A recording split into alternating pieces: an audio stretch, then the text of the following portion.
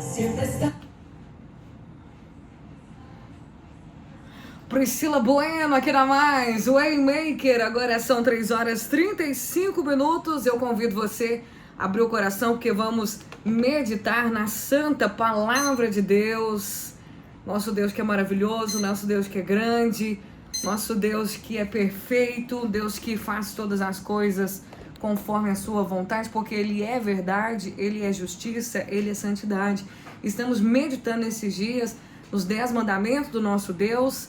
Sabemos que o mandamento é necessário porque a dureza do coração do homem, ela é muito grande. E desde a queda do homem, desde o afastamento do ser humano de Deus, foi necessário imputar, colocar o mandamento por causa das ações dos seres humanos, por causa da inclinação do ser humano. Todo pecado é desobediência. Todo pecado consiste em desobediência. Por isso que o mandamento existe, por isso que a lei existe, porque se não houvesse pecado, não seria necessário o mandamento. O mandamento só existe porque existe o pecado. Se ninguém matasse, não seria necessário Deus dizer não matarás. Se ninguém adulterasse, não seria necessário Deus dizer não adulterarás. Se ninguém roubasse, não seria necessário Deus dizer não roubarás. Se ninguém cobiçasse, se ninguém tivesse inveja, não seria necessário Deus dizer, não cobiçarás. O mandamento existe, porque nós pecamos, porque erramos, e todo pecado resulta em morte. O salário do pecado é a morte, mas o presente gratuito de Deus é a vida eterna. Somos salvos pela graça, não pelas nossas obras. Não somos salvos pelo bom coração que temos. Não somos salvos pelas bondades ou caridade que a gente possa fazer para as pessoas. Não somos salvos por causa do nosso mérito. Não. Somos salvos porque Deus é bom. Ele é infinitamente bom. E Ele é cheio de amor. Porque por mais que a gente ache que a gente é alguma coisa e que a gente é bom, diz a palavra que as nossas justiças não passam de trapo de imundícias diante de Deus. O que a gente acha que a gente é bom, na verdade, não passa de trapo de imundícia. Porque não existe, não tem como, gente, existir 100% bondade em nós sem Deus. O melhor de nós é Deus, o pior de nós é nosso mesmo. Se existe alguma coisa boa em nós, é porque essa virtude veio do céu. Tudo que é bom, toda boa dádiva e todo dom perfeito vem descendo do Pai das luzes. E hoje vamos meditar aqui no 6º mandamento, não matarás. Êxodo capítulo 20, versículo 13. Está escrito, não matarás, não mate. É um mandamento, por quê? Porque lá no início alguém matou. Foi necessário Deus dizer, você não tem o direito de tirar a vida de outra pessoa. Você não tem o direito de arrancar a vida de outra pessoa, de fazer violência e de fazer com que outra pessoa deixe de existir por causa da sua raiva, da sua ira. Quando nós vamos olhar lá no passado, vamos olhar em Gênesis capítulo 4, nós vamos encontrar o primeiro ser humano, nascido de mulher. Porque Deus criou o homem com suas próprias mãos. Depois Deus fez o homem adormecer, tirou uma costela e dessa costela Deus fez a mulher. Então o primeiro homem e a primeira mulher, Adão e Eva, foram criados pelas mãos de Deus. O primeiro homem nascido de mulher, nascido da maneira que eu e você nascemos, foi Caim. Caim foi o primeiro filho de Adão e Eva. O primeiro nascido de modo natural. E o que acontece? Depois nasceu também Abel. E diz a palavra que eles tinham relacionamento com Deus. Deus conversava com eles e eles conversavam com Deus. E eles vieram trazer uma oferta para Deus. Eles vieram trazer um sacrifício, vieram fazer uma adoração a Deus. Caim era lavrador da terra e trouxe o melhor do seu trabalho. E Abel era pastor de ovelhas e trouxe o melhor do seu trabalho. Mas aqui em Gênesis capítulo 4... versículo 5 diz, mas para Caim, para sua oferta, não atentou. E irou-se Caim fortemente, decaiu-lhe o semblante. E o Senhor disse a Caim, por que você se irou? Por que te iraste? Por que descaiu o teu semblante?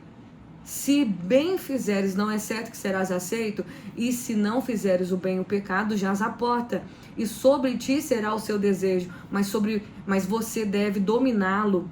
E falou Caim com seu irmão Abel, e sucedeu que, estando eles no campo, se levantou Caim contra o seu irmão Abel e o matou. E o Senhor disse a Caim: onde está o seu irmão?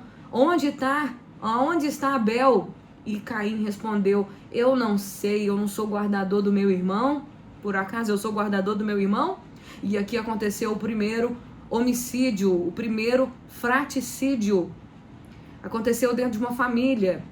O próprio irmão matou o seu irmão. Aconteceu isso. E foi um motivo fútil, porque Caim não tinha motivos. Não tinha motivos para matar Abel. Ele matou seu irmão por inveja. Ele matou seu irmão por motivo fútil. Se fosse julgado na nossa lei hoje, ele levaria aí de 12 a 30 anos de reclusão. Ele quebrou o mandamento de Deus. Teve o mandamento por causa dessa quebra. Ele assassinou seu irmão de maneira covarde. Ele planejou, foi premeditado. Não foi assim de supetão, não. Ele ficou com inveja e ele matou seu irmão. E quando nós olhamos para essa situação, nós vemos Jesus também lá no capítulo 5 de Mateus, quando Jesus está pregando o Sermão da Montanha, ensinando as pessoas como obedecer a palavra de Deus, como de fato cumprir o mandamento do Senhor. Jesus diz no capítulo 5, versículo 21, vocês ouviram que foi dito aos antigos, não matarás. Mas qualquer que matar será réu de juízo. Eu, porém, vos digo que qualquer que sem motivo se encolarizar, se irar contra o seu irmão, será réu de juízo. E qualquer que disser seu irmão, raca, será réu do sinédrio. E qualquer que lhe disser louco, será réu do fogo do inferno. E aí Jesus está dizendo, então agora vocês ouviram. Se você matar alguém, você vai ser julgado, você vai ser réu digno de julgamento. Mas agora eu tô dizendo pra você, se você se irar contra o seu irmão, se você só ficar com raiva dele, você também pode ser julgado. Você também está sujeito a passar pelo tribunal. Se você chamar o seu irmão de estúpido, de raca, né, ou de louco, você está correndo o risco de ir para o inferno. E aí agora Jesus, ele traz o sentido do homicídio. Por que alguém mata alguém? Por causa da ira, por causa da raiva, por causa do ódio. E a palavra fala que nós não devemos dar lugar à ira, porque quando a gente dá lugar para a ira, a gente está dando lugar para o diabo. Quando você deixa a ira, a raiva, o sentimento do ódio tomar conta de você, quando você sente isso por alguém, você expressa isso para alguém, você está dando lugar para o diabo, e é tudo que o diabo quer.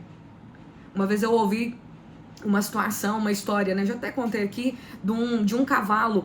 O cavalo do fazendeiro, de repente ele se soltou e o diabo, o demônio, soltou o cavalo. E o cavalo foi na plantação do vizinho do fazendeiro, comeu toda a plantação. Aí a mulher do fazendeiro, vendo o cavalo do vizinho comer tudo, foi lá e matou o cavalo com a espingarda. E de repente o dono do cavalo veio com a espingarda, matou a mulher. E o marido da mulher veio e matou o fazendeiro. E o filho do fazendeiro, que era dono do cavalo, matou o homem lá. E aí de repente toda a cidade veio para matar o rapaz. Tudo por causa de quê? Porque o diabo, o demônio, soltou o cavalo. E aí todo mundo foi falar com o demônio. Ô demônio, o que você fez? E o demônio falou assim, eu não fiz nada, eu só soltei o cavalo. Porque o diabo não precisa fazer muito para fazer a gente fazer tragédia. O diabo precisa só de uma brecha. Falta de paciência. E quantas pessoas hoje brigam, acontece tragédia dentro de casa, acontece tragédia com os vizinhos, na rua, no trânsito, por causa da falta de paciência. E o diabo coloca uma coisinha só. Ele faz só uma coisinha para poder trazer para fora toda a ira, toda a raiva, todo o ódio. Mas a palavra diz, não matarás. Você não pode odiar alguém, matar alguém. Poliana, eu já matei. Se você já tiver matado alguém durante a sua vida, saiba que existe perdão para você. Caim, depois que ele cometeu o homicídio, o fratricídio, ele matou seu irmão, sabe o que aconteceu? Ele foi amaldiçoado, ele não se arrependeu. Deus perguntou para ele, o que você fez? Ele falou assim, nada, eu não sei onde tá meu irmão, tô nem aí. Ele não se arrependeu. Se não houver arrependimento, não tem salvação. Precisa haver arrependimento. Se você já matou alguém, você precisa se arrepender mesmo, pedir perdão, se humilhar diante de Deus e falar, Deus, eu não quero essa maldição, esse demônio na minha vida. Eu não quero, eu quero fechar a brecha do homicídio que eu fiz. que eu causei. Eu quero uma vida nova. Deus pode dar uma vida nova para você, porque aquele que se arrepende, Deus dá uma vida nova. Mas Caim não se arrependeu. E ele ficou amaldiçoado, ele ficou marcado. Ele ficou errante. Uma pessoa que pratica um tipo de pecado como esse, ela fica errante na vida, nada na vida dela dá certo. Até que ela se arrependa, até que ela reconheça e volte atrás.